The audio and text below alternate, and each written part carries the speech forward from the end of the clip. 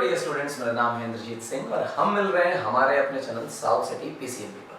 South city PCMB पर P, सी, M और B ये 4 कोर सब्जेक्ट्स के ईयर लॉन्ग लेक्चर सीरीज कर रहे हैं। कौन से कोर्स के? 10th आईसीएसई और 12th आईएससी बोर्ड के लेक्चर्स कर रहे हैं। यानी बोर्ड एग्जामिनेशंस आईसीएसई बोर्ड और आईएससी बोर्ड को टारगेट कर हम आपको पढ़ा रहे हैं। जो भी आईसीएसई और आईएससी के बच्चे हैं साउथ सिटी पीसीएमबी को फॉलो करेंगे तो रिवीजन के टाइम में पूरा course year long lecture exhaustive coverage मिलेगी और बहुत अच्छे प्रिपेयर्ड लेक्चर्स हैं। वो कंटेंट है जो बोर्ड में आता है। जो पढ़ाया जा रहा है इसके आए बाय शायद बोर्ड में कुछ भी नहीं आएगा। आप 15 लेक्चर, 20 लेक्चर, 50 लेक्चर ऑप्टिक्स पढ़ सकते हैं और जो 10-11 हम पढ़ाएंगे बस उसी में पूरा कोर्स समाया हुआ है। उतना ही आने वाला है पेपर में। ऑप्टिक्स चल रही है क्लास 12 की optics, refraction through spherical surfaces और उनकी प्रॉब्लम्स हम कर चुके थे। आज चर्चा रिफ्रैक्शन थ्रू स्फेरिकल सरफेसेस से आगे बढ़कर लेंस मेकर्स फॉर्मूला और लेंस फॉर्मूला की हम आगे बढ़ते हैं। लेंस मेकर्स फॉर्मूला क्या है और लेंस फॉर्मूला क्या है? आप देखें कि लेंस कुछ इस तरह से बिहेव करता है। ये जो लेंस है ये पतला दुबला लेंस लिया गया है। ये जो थिकनेस है इसे इग्नोर कर दिया गया है, अप्रोचिंग जीरो ऐसा माना गया है लेंस के बारे में। ध्यान रखिएगा, ठीक। रे आती है, रिफ्रैक्ट होती है, प्रिंसिपल एक्सिस को जहां कट करती है वहां पे इमेज बनती है। लेंस मेकर्स फॉर्मूला, ये भव्य फॉर्मूला जो आपको नजर आ रहा है स्क्रीन पर, इसे ही हम बोलते हैं लेंस मेकर्स फॉर्मूला। इसके बारे में चर्चा जब करेंगे, डेरिवेशन करेंगे तो बेहतर समझ आएगा। फिलहाल तो इसकी एक अच्छी सी इमेज अपने दिमाग में बसा लीजिए। 1/f = n-1, 1/r1 - 1/r2। मैं आपको बिल्कुल बेसिक फंडामेंटल आइडिया देता हूँ कि लेंस क्या है। हम लेंस के बारे में अभी तक चर्चा किए नहीं है, तो लेंस क्या है समझो। बहुत बेसिक आइडिया बोलता हूँ लेंस को लेकर।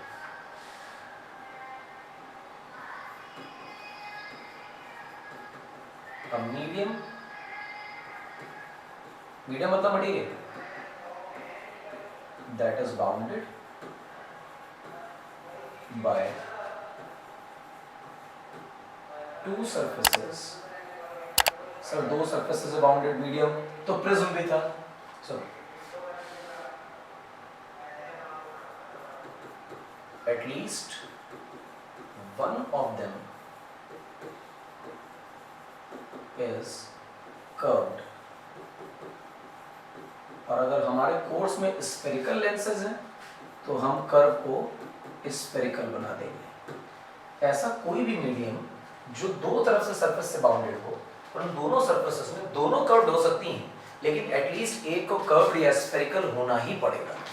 कोई एक कम से कम स्फेरिकल होनी चाहिए, दोनों भी हो सकती है। अर्थ ये है कि अगर आप इसे ध्यान से देखेंगे तो आपको इस तरह का लेंस नजर आ सकता है। यहां से देखने पर भी आपको कॉन्वेक्स नजर आएगा और यहां से देखने पर भी आपको कॉन्वेक्स नजर आएगा।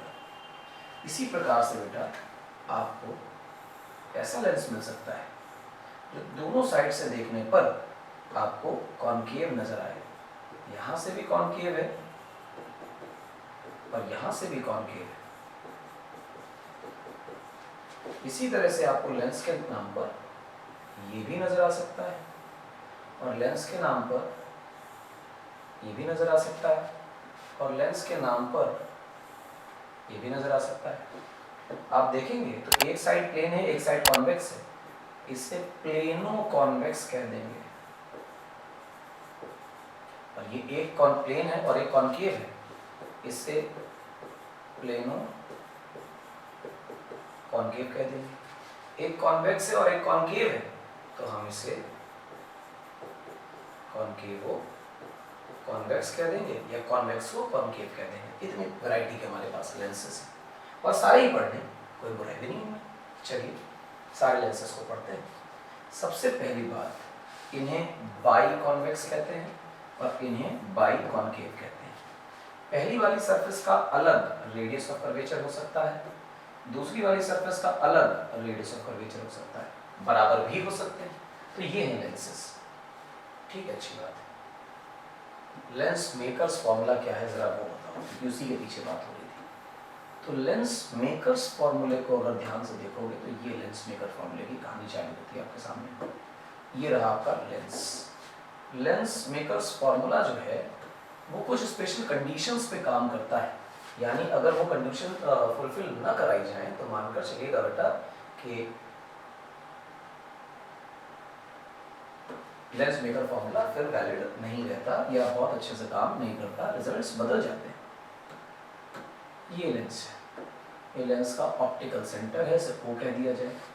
तो कुछ ना कुछ आपको ये थिकनेस नजर आ रही होगी जिसे हम T बोल रहे हैं, ठीक। और फिर अगर मैं तुमसे ये कहूँ बेटा कि thickness of lens is approaching 0, यानी कि लेंस इतना थिन हो गया है कि आप इस पहली सरफेस के पोल से दूरियां नापें या दूसरी सरफेस के पोल से दूरियां नापें, इससे कोई फर्क नहीं पड़ता।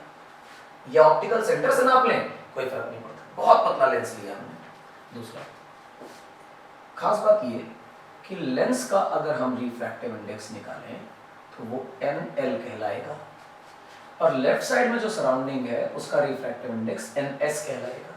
इसी तरह राइट साइड में जो रिफ्रैक्टिव इंडेक्स है वो भी NS कहला रहा है। ये क्या बकवास, उधर सराउंडिंग अलग हो सकती है, अलग हो सकती है, वो वाटर हो सकता है, ये एयर हो सकता है। नहीं, लेंस फॉर्मूला वैलिड तब रहेगा जब लेंस के आजू बाजू काजू हर जगह मीडियम सेम हो। वो रेयर हो सकता है लेंस से, वो डेंसर हो सकता है लेंस से, मुझे फर्क नहीं पड़ता, लेकिन ये फर्क पड़ता है कि लेंस के एक साइड और लेंस के दूसरे साइड मीडियम सेम रहना चाहिए। जरूरी है, बिल्कुल जरूरी है। लेंस मेकर अगर लगाना है तो दोनों तरफ मीडियम को सेम रखना है। अगर मीडियम सेम नहीं हुआ तो सिंगल सरफेस का रिफ्रैक्शन 2 बार यूज करें, पहले सरफेस से अलग, दूसरे से अलग, 2 बार इस्तेमाल करें लेंस मेकर में। पहली कंडीशन ये कि लेंस बहुत थिन होना चाहिए, ये जो ऊपर चीज लिखी हुई है उसका मतलब है थिन लेंस। और दूसरी बात ये कि left and right medium are same, वो मीडियम सेम है। अच्छा सा, बहुत बढ़िया। जरा इमेज फॉर्मेशन वगैरह कुछ करके बताएंगे? बिल्कुल बताएंगे यार। मानिए कि आपने यहाँ पे कहीं ऑब्जेक्ट रखा है, ये पहली सरफेस है, इसका रेडियस ऑफ कर्वेचर R1 मान लीजिए। ये दूसरी सरफेस है, इसका रेडियस ऑफ कर्वेचर R2 मान लीजिए। पहली और दूसरी में भी बता दूं आपको, ऑब्जेक्ट यहाँ रखा है तो जो रे आएगी लॉजिकली लेफ्ट वाली सरफेस पे पहले पड़ेगी और राइट वाली भी बाद में पड़ेगी। इसका अर्थ ये हुआ जिस पर पहले सरफेस पे रे पड़ रही है वो R1 है और दूसरी वाली R2। अब क्योंकि इसका अगर तुम गोला बनाओगे तो राइट में कंप्लीट होगा, तो मेरे हिसाब से इसका सेंटर यहाँ मिलेगा, इसको हम C1 बोलेंगे, और जो दूसरी वाली सरफेस इसका सेंटर लेफ्ट में मिलेगा, तो यहाँ कहीं C2 मिलेगा, हम इसे C2 कहेंगे। अब कुछ कुछ बातें जो आपको दिमाग में रखनी, ध्यान से देखिए। ये जो दूरी है, ये इसे आप R2 कह सकते हैं, हाँ बिल्कुल, रेडियस ऑफ कर्वेचर है। और ये जो दूरी इसे आप R1 कह सकते हैं।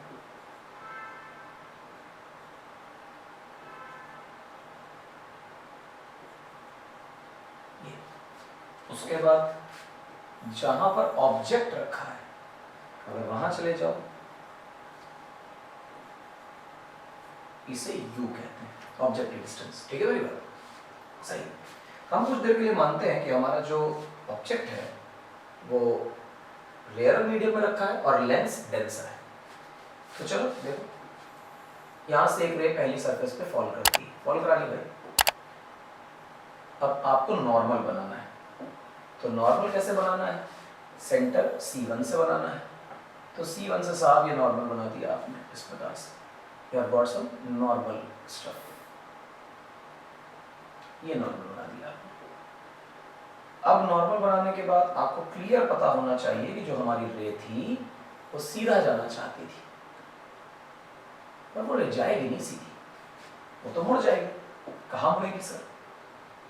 टूवर्ड्स द नॉर्मल मुड़ेगी। कहाँ मुड़ेगी? Towards the normal. क्यों मुड़ेगी टूवर्ड्स द नॉर्मल? मैंने अभी कहा था कि हम लोगों ने एज्यूम किया है कि जो हमारी रे है वो रेयरर से डेंसर जा रही, लेंस डेंसर मटेरियल। अच्छा, तो वो सीधी ना जाके टूवर्ड्स द नॉर्मल मुड़ गई। टूवर्ड्स द नॉर्मल मुड़ने के बाद इस रे को मेरे हिसाब से सीधा जाना चाहिए, क्योंकि सीधा तो जाना चाहिए था। अगर ये सेकंड सरफेस बीच में न आती तो पहली वाली सरफेस तो साहब यहाँ इमेज बनाने वाली थी, इसे आई प्राइम बोल देते हैं।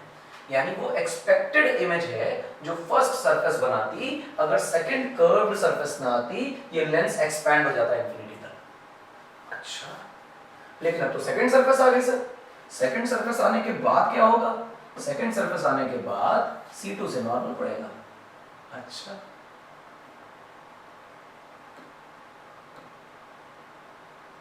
C2 से साहब आपने नॉर्मल डाल दिया। अब ये भी नॉर्मल है और ये भी नॉर्मल है, एन डैश बोल देते हैं।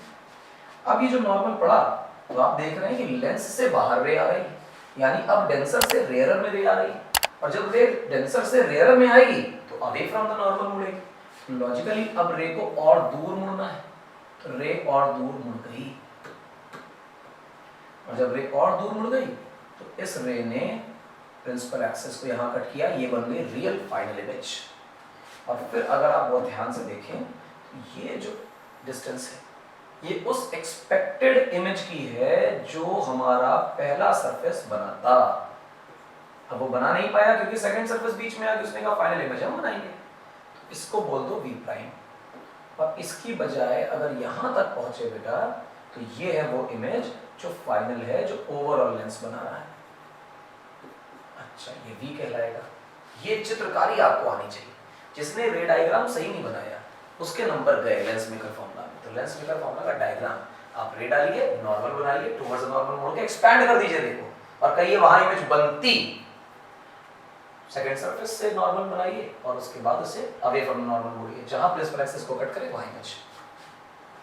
अब इसे सरफेस 1 बोल रहे हैं और इसे सरफेस 2 बोल रहे हैं। मुझे कोई फॉर्मूला नहीं आता है सिवाय एक के, वो है सिंगल सरफेस से रिफ्रैक्शन का। तो अगर सिंगल सरफेस से रिफ्रैक्शन का फॉर्मूला याद है तो S1 के लिए फॉर्मूला लगाते हैं, N2 - N1/R = N2 by V - N1 by U। N2 देखिए, पहली सरफेस में रे आ रही है सराउंडिंग से, जा रही है लेंस में, जहां जाएगी वो N2, जहां से आ रही है वो N1। यानी N2 की जगह रिफ्रैक्टिव इंडेक्स ऑफ लेंस और N1 की जगह रिफ्रैक्टिव इंडेक्स ऑफ सराउंडिंग्स, क्योंकि फर्स्ट सरफेस है तो radius of curvature R1। N2 की जगह लेंस, V का सराउंडिंग, U की जगह U। अब देखो, क्योंकि तुम पहली सरफेस के लिए ही ये इक्वेशन यूज कर रहे हो, ओवरऑल लेंस के लिए इक्वेशन यूज नहीं कर रहे हो, तो तुम ऐसा कह सकते हो कि पहली सरफेस ने इसे ऑब्जेक्ट माना था तो इमेज वहां बनाई थी आई प्राइम पे। ये तो इमेज वो है जो ओवरऑल बन रही है, इस वजह से ऑब्जेक्ट तुम O को मानोगे फर्स्ट सरफेस के लिए और इमेज इस आई प्राइम को मानोगे। इमेज तो यही बना दी थी इसे, तो वो दूरी D डैश लिखी है, V लिखी है। ठीक है मेरी बात? आप इसे इक्वेशन 1 बोल के छोड़ दीजिए। यही कांड आप कर दीजिए सरफेस 2 के साथ। सरफेस 2 के साथ जब ये काम करेंगे तो आप पाएंगे कि बेटा रे आ रही है लेंस से और जा रही है सराउंडिंग में।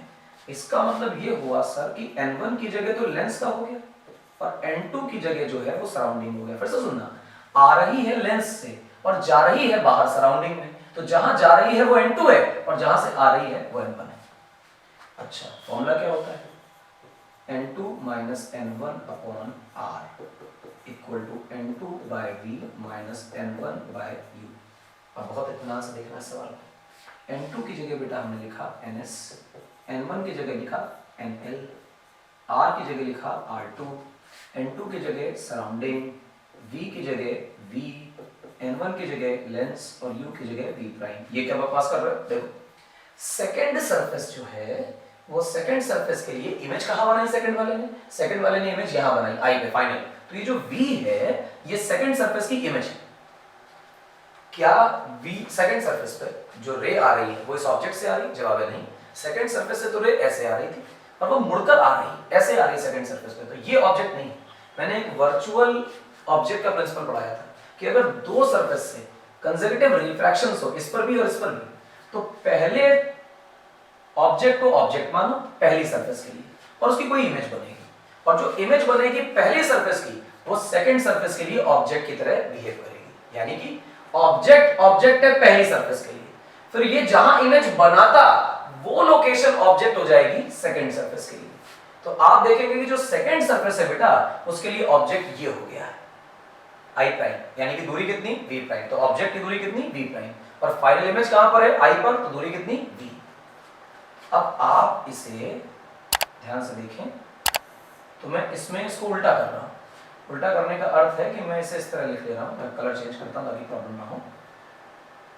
nl minus ns divided by r2, तो लॉजिकली मुझे बाहर माइनस लगाना पड़ेगा, कारण क्या है कि मैंने nl माइनस ns उल्टा कर दिया, और सामने जो लिखा है वो है ns divided by v minus nl divided bye v dash. इसे आप इक्वेशन 2 बोलिए, और जब आप ये सब बोल लें तो यहां लिखिए बड़े प्रेम से क्या, ऐड 1 and 2, 1 और 2 को ऐड करो, यानी उसे और इसे ऐड करो। तो जब तुम ऐड करोगे तो एक चीज देखना बहुत कॉमन दिखेगी तुम्हें, nl बाय v डैश और nl by v dash plus minus से कट जाएंगे, nl माइनस ns और nl माइनस ns कॉमन हो जाएंगे। जब आप बेटा इसमें से कॉमन ले लेंगे, लेफ्ट साइड में देखिएगा, तो nl माइनस ns आपने कॉमन ले लिया, तो यहां से बचा बेटा 1 बाय r1, तो आपने यहाँ लिखा बेटा कितना 1 बाय r1, और यहाँ बचा माइनस 1 बाय r2, तो आप लिखेंगे minus 1 by r2 equal to, अब ये ऐड कर रहे हैं, ये माइनस में है और ये प्लस में है, तो लॉजिकली प्लस वाले को हम पहले लिख लेते हैं और माइनस वाले को बाद में लिखते हैं। हमने ऐड करके लिख लिया। सर ns तो कॉमन हो जाएगा, तो जब ns कॉमन हो जाएगा तो ns कॉमन लेके 1 by v minus 1 by u लिख दो, ns को नीचे भेज दो। जब ns को नीचे भेजोगे तो 1 by v minus 1 by u equal to, ये ns इधर आएगा तो बेटा इसके भी नीचे आएगा nl upon ns minus ns के भी नीचे ns आएगा, तो वो डिवाइड करके 1 बना देगा, यानी माइनस 1, और बचा कितना 1 by r1 minus 1 by r2, और ये दिग्गज फॉर्मूला आपके सामने तैयार हो गया, किसका, लेंस मेकर्स। क्या बात है, this is the giant formula, बहुत इंपॉर्टेंट है, पेपर में आपके सब भर भर के सवाल आते हैं, इतना जीजान से पूछने लगे हैं इस फॉर्मूले से क्वेश्चंस, डेरिवेशन पूछेगा। अब तुम देखो डेरिवेशन कहाँ इंपॉर्टेंट है, मतलब क्या डिफिकल्ट है, S1 के लिए फॉर्मूला लगाया, S2 के लिए फॉर्मूला लगाया, दोनों को ऐड कर दिया और ऐड करके लेंस का फॉर्मूला बना दिया। कितना आसान है डेरिवेशन करना, रे डायग्राम बड़ा इंपॉर्टेंट है, जिसका रे डायग्राम नहीं बना उसका कुछ नहीं बना, इसलिए क्या करो, इस फॉर्मूले को याद रखो। कैसे याद रखोगे, 1 by v minus 1 by u equal to nl upon ns minus 1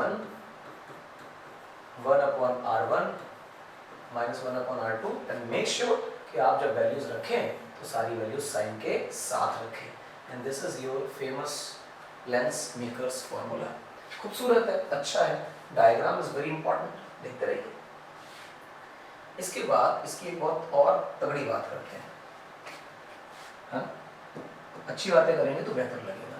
जैसे फॉर्मूला हमने लिखा 1 by v minus 1 by u equal to n of lens divided by n of surrounding minus 1 by r1 minus 1 by r2।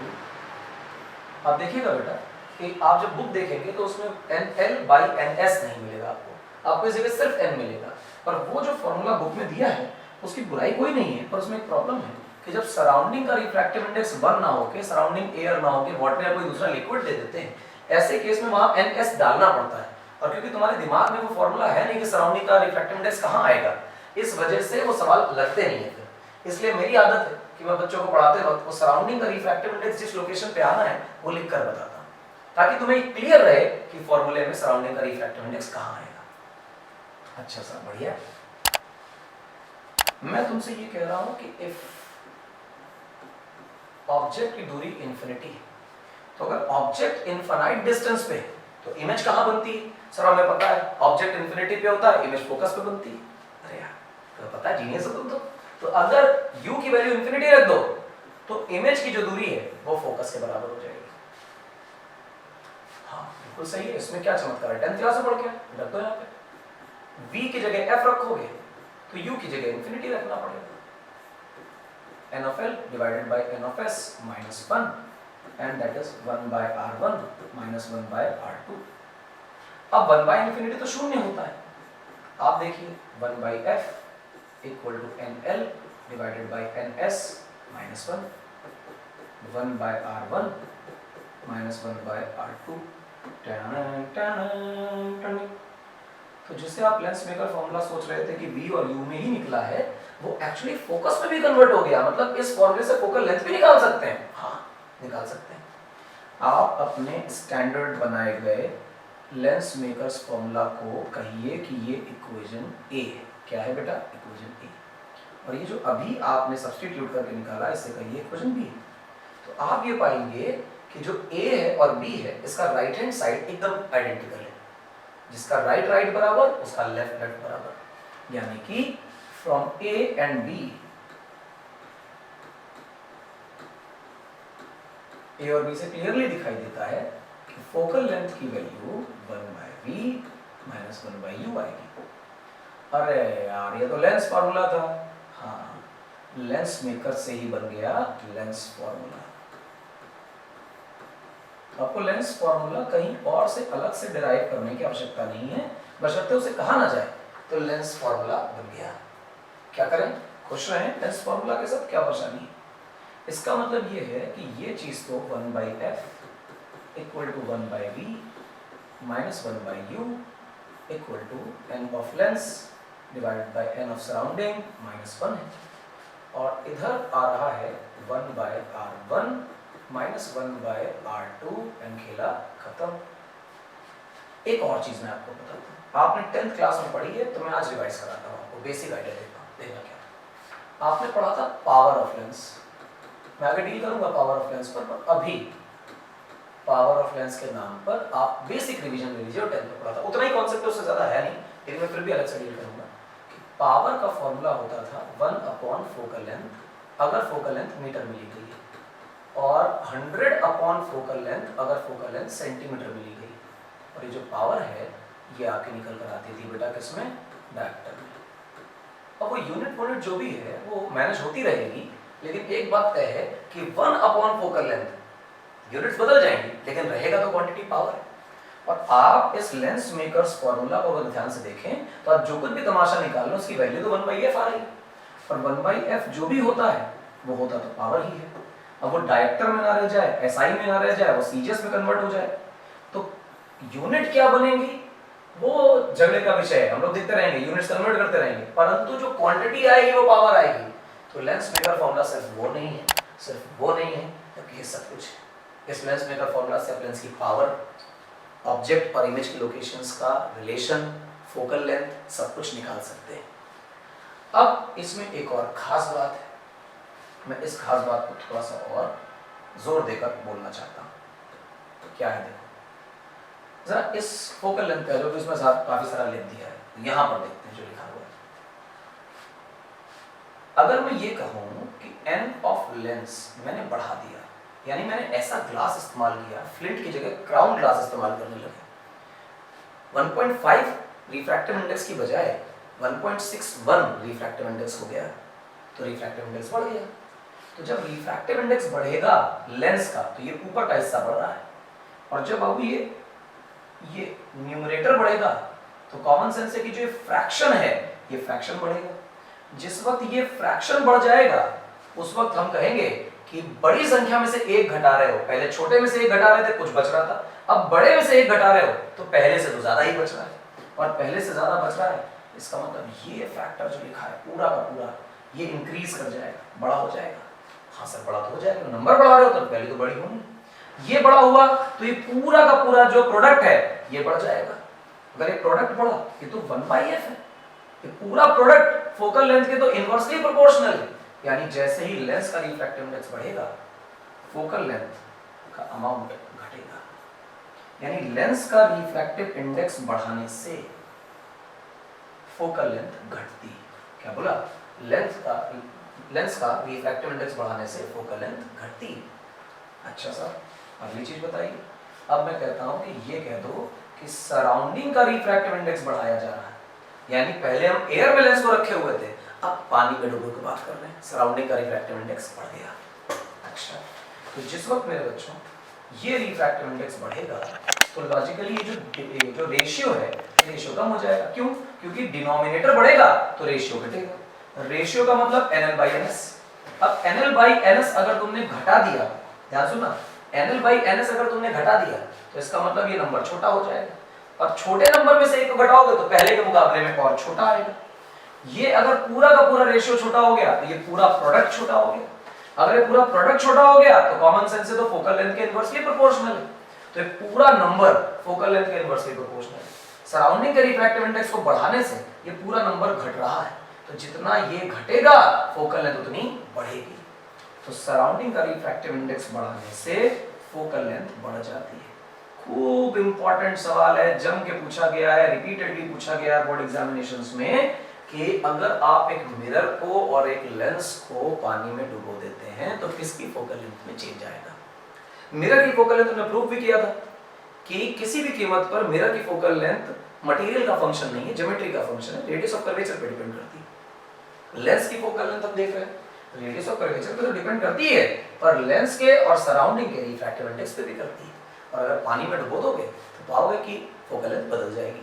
फिर ये change बताना कि focal length बढ़ेगी या घटेगी। तो लॉजिकली फोकल लेंथ पानी में डुबोने पर बढ़ेगी और पानी से बाहर निकालने पे घटेगी। क्या बात है। तो मतलब ये फोकल लेंथ का रिलेशन बता दिया गया। जवाब है हाँ। ये सारा कुछ हम लोग करते हैं किससे, लेंस मेकर्स फॉर्मूला से। अच्छा सा बढ़िया बात है। कोई लॉजिक बताओ जरा इसका, मजा कब आया। लॉजिक भी देख लो इसमें, लॉजिक देखोगे तो मजा ज्यादा आएगा, है ना। मैं इसी चीज को जिसको मैं फोकल लेंथ से बोल रहा था, you can catch it with some power concept, है ना, power of lens concept। तो power of lens पे विचार करो थोड़ा सा 2 मिनट। मैंने अभी समझाया था कि जब जब धरती पे पाप बढ़ेगा यानी सराउंडिंग का रिफ्रैक्टिव इंडेक्स बढ़ेगा, सराउंडिंग का रिफ्रैक्टिव इंडेक्स बढ़ेगा तो ये टोटल रेशियो घटेगा, रेशियो घटेगा तो पूरा प्रोडक्ट घटेगा, और पूरा प्रोडक्ट घटेगा तो डायरेक्ट है पावर, तो पावर घटेगी। यानी कि कह सकते हो कि जैसे ही सराउंडिंग का रिफ्रैक्टिव इंडेक्स बढ़ रहा है पावर ऑफ लेंस घट रही है। पावर ऑफ लेंस ये डिफाइन करती थी 10th क्लास में पढ़ा था हमने कि कितना ज्यादा लेंस रे को डाइवर्ज या कन्वर्ज कर सकता है। If the lens is converging like this तो वो कितना कन्वर्ज कर सकता है। तो हम आपको एक बढ़िया सा रे डायग्राम बना के दिखाते हैं। मानकर चलिए कि एक रे आ रही थी ऐसे, पहले ये रे ऐसे मुड़ रही थी, अब पावर कम हो गई तो कन्वर्जेंस कम हो गया। अब कम मोड़ पा रहा है तो लॉजिकली पहले केस और दूसरे के केस में ये पहले की फोकल लेंथ मिल रही है और ये बाद की फोकल लेंथ मिल रही है, तो कॉमन सेंस से f2 तो f1 से बड़ा ही होना है। इसका मतलब ये हुआ कि अगर सराउंडिंग का रिफ्रैक्टिव इंडेक्स बढ़ रहा है तो लेंस के रे को मोड़ने की ताकत घट रही है, और अगर रे मुड़ेगी नहीं तो प्रिंसिपल एक्सिस को मीट कैसे करेगी, और जब मीट नहीं करेगी तो दूर जाके मीट करेगी, और जितना दूर जाके मीट करेगी फोकल लेंथ उतनी बड़ी हो जाएगी। वही वहां लिखा हुआ है, खूब जम के पूछा जाता है। जितना आज पढ़ाया है यकीन मानिएगा 3 से 4 नंबर का बोर्ड एग्जामिनेशंस में आधे घंटे में आएगा, क्योंकि इतना सुपर डुपर इंपॉर्टेंट कॉन्सेप्ट है कि ये इसका डेरिवेशन, इस डेरिवेशन के बाद इस फॉर्मूले के इन्फरेंसेस और इनसे बनी हुई प्रॉब्लम्स पेपर में खूब धड़ल्ले से पूछी गई हैं, पूछी जाती हैं, भविष्य में भी पूछी जाती रहेगी। इस टॉपिक की इतनी महिमा है कि पेपर में आएगा ही आएगा। इसलिए इसके डेरिवेशन को, रे डायग्राम को और इन्फरेंसेस को आप बहुत ध्यान से देख लीजिए, परख लीजिए, जांच लीजिए। एक प्रॉब्लम लेंस मेकर पे मैं करा देता हूँ, उसके बाद आज अलविदा करेंगे। क्या है लेंस मेकर का प्रॉब्लम? मान लीजिए मैं बाई कॉन्वेक्स से शुरू कर रहा हूँ, क्योंकि अगले टाइम पे हम डिफरेंट टाइप के लेंसेज बनाएंगे और बाई कॉन्वेक्स बाई कॉनकेव पे भी करेंगे, लेकिन डिफरेंट लेंसेज पे भी काम करेंगे ताकि आप फैमिलियर हो जाए चीज़ों से। अच्छे अच्छे सवाल लगाएंगे, प्रीवियस में पूछे गए, और कुछ एग्जाम्स ऐसे भी जो कॉम्पिटिशन के हैं वहाँ के भी क्वेश्चन करेंगे। ये रहा आपके लिए एक लेंस जिसका radius of curvature r 20 centimetre है, और ये रेडियस ऑफ कर्वेचर भी 20 सेंटीमीटर है। लेंस पतला ही है, ऑब्जेक्ट यहाँ रखा है, ये एयर है और रिफ्रैक्टिव इंडेक्स 1 हो गया, ये एयर है, रिफ्रैक्टिव इंडेक्स 1 हो गया। लेंस का रिफ्रैक्टिव इंडेक्स बच्चों 3/2 मैंने दे दिया, और अगर ऑब्जेक्ट को रखा गया है बच्चों 60 सेंटीमीटर की डिस्टेंस पर, तो पूछा जा रहा है कि इमेज कहाँ बनेगी। Find location of image. अब इस बात को बहुत ध्यान से सोचना बच्चों कि लोकेशन ऑफ इमेज पूछा गया, तो जो लोकेशन ऑफ इमेज है इसका मतलब ये है कि रेडियस और कर्वेचर दे रखा है, तो हम क्या यूज करेंगे, लेंस मेकर्स फॉर्मूला यूज करेंगे। तो लेंस मेकर्स फॉर्मूला में R1 R2 पहचानना पड़ेगा। ये वाला भी लोकेशन फाइंड करनी इमेज की, मतलब क्या करना है, लेंस मेकर यूज करना है। लेंस मेकर में हमने पहले आपको बताया था कि ऑब्जेक्ट से रे जिस सरफेस पे पहले फॉल करेगी वो सरफेस 1 और दूसरा वाला सरफेस 2 रहेगा। ये बात आपको पता है, तो आप लेंस मेकर फॉर्मूला यूज करें। और जब प्रॉब्लम सॉल्व करते वक्त एग्जाम में आप कोई फॉर्मूला अप्लाई करें तो ये लिख लें यूजिंग दिस फॉर्मूला, तो टीचर समझ जाता है क्या यूज कर रहे हैं। Lens makers formula, lens makers formula क्या है, तो फॉर्मूला लिख लेते हैं। फॉर्मूला है 1/v minus 1/u equal to NL divided by NS minus 1, और यहाँ क्या है बेटा 1/R1 माइनस 1/R2। ये प्रॉब्लम। अब हम जानते हैं कि जहां जाती है रियल रेज वो डायरेक्शन पॉजिटिव और उसके ऑपोजिट डायरेक्शन नेगेटिव। ये साइन कन्वेंशन है, बेसिक आइडिया है। हम यदि रिफ्रैक्शन स्फेरिकल सरफेस से कर आ रहे हैं तो हमें प्लस माइनस करना आ जाए तो कोई दिक्कत की बात नहीं, प्लस माइनस। तो ऑब्जेक्ट की अगर हम डिस्टेंस को देखें तो वो 60 सेंटीमीटर वो अच्छा है, पर क्योंकि लेफ्ट में है इसलिए वो नेगेटिव। लेंस के अगर हम रिफ्रैक्टिव इंडेक्स पर जाएं तो वो 3/2 है, और सराउंडिंग क्योंकि एयर है तो रिफ्रैक्टिव इंडेक्स उसका 1 ही होना है, तो NS की जगह 1 है, काम खत्म, -1। R1 ये है 20। सर इसमें भी तो प्लस माइनस डालोगे तो इसका साइन कैसे सोचोगे, ये पहली सरफेस है, घूमेगी तो ऐसे, इसका सेंटर मिलेगा राइट में, C1 अभी किया था आप लोगों ने। अगर इसका सेंटर राइट में मिलेगा तो राइट का मतलब पॉजिटिव, तो पहली वाली सरफेस जो है बेटा वो 20 सेंटीमीटर पॉजिटिव है, माइनस। R2 को देखो सेकंड सरफेस, ये ऐसे है, इसको घुमाओगे तो ये ऐसे बनेगा, ऐसे, और जब ये ऐसे बनेगा तो लॉजिकली इसका सेंटर लेफ्ट में मिलेगा।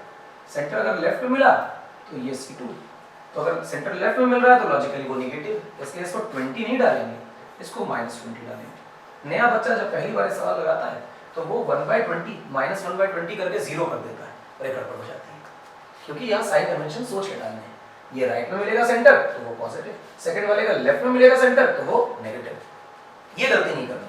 आप 10 बच्चों से पूछिए बिना इस इंफॉर्मेशन के कि साइन कैसे रखने हैं, पहले से साइन आते हो बच्चे को पर ये प्रॉब्लम ना करी हो, तो ज्यादातर बच्चे 10 में से 7-8 बच्चे 0 कर देते हैं, गलती कर देते हैं। तो फिर क्या होगा 1/v माइनस माइनस प्लस 1/60।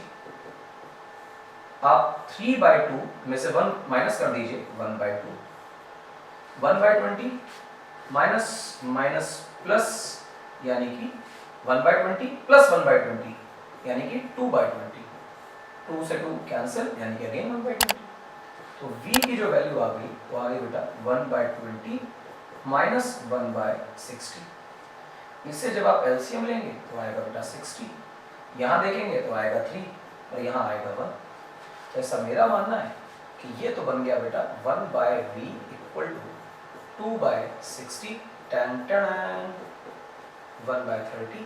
तो v की वैल्यू आ गई प्लस का 30 सेंटीमीटर। और प्लस का अर्थ है कि हमारी जो इमेज है वो राइट साइड में बन रही है और राइट में रिफ्रैक्ट होकर इमेज बन रही है। इसका अर्थ ये है कि हमारी इमेज रियल है और इन्वर्टेड है। रियल इन्वर्टेड है, बहुत बढ़िया बात बोल रहे हो। जरा इस रे को यहाँ तक ले आओ,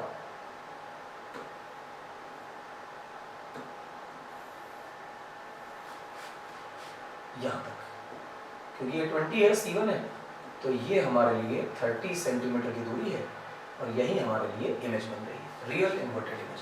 मजेदार, क्या बात है।